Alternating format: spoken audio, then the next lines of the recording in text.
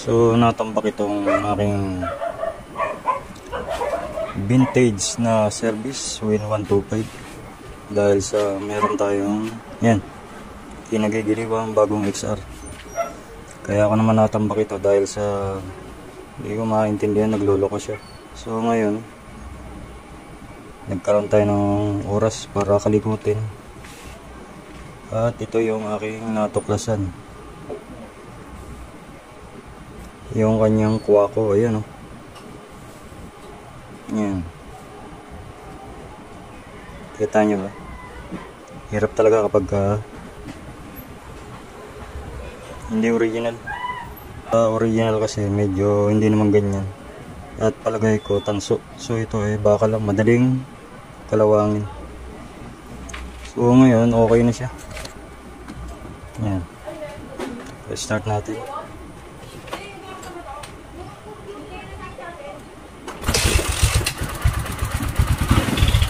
Napalakas dahil sa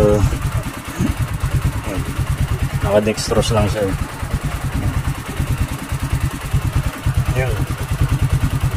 So compare natin yung Rapido at saka yung original. Napatayin ko na.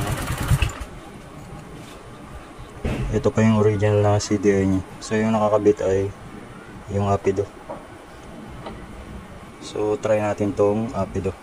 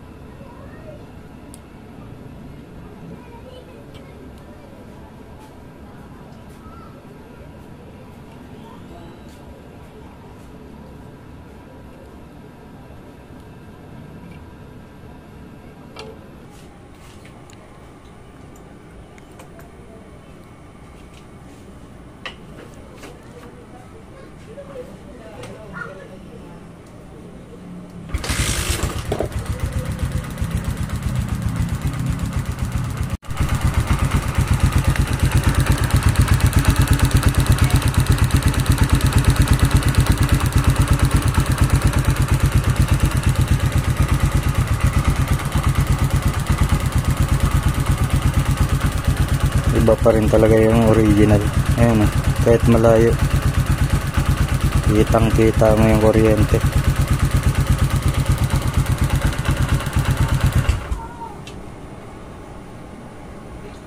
So yun, okay na ulit siya. So magtaka kayo bakit bumili ako ng ano, no, ng Rapido. Makikita mo kasi yung original. Ayan.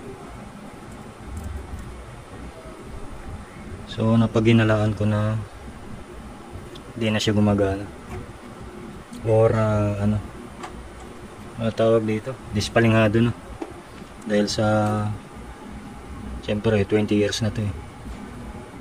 Yan tuklap na yung balat niya, tsaka ang hinala ko sa kanya dispalingado na, pero maganda pa rin bumigay ng kuryente. So ito lang pala yung problema, ano. Yan. Lesson learned.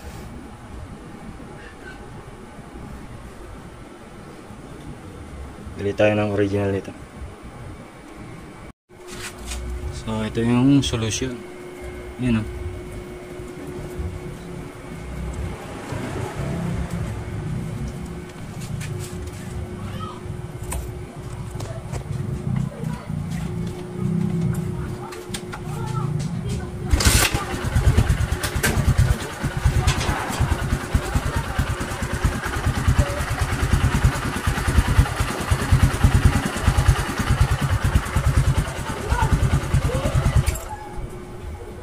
Panalo, di ba?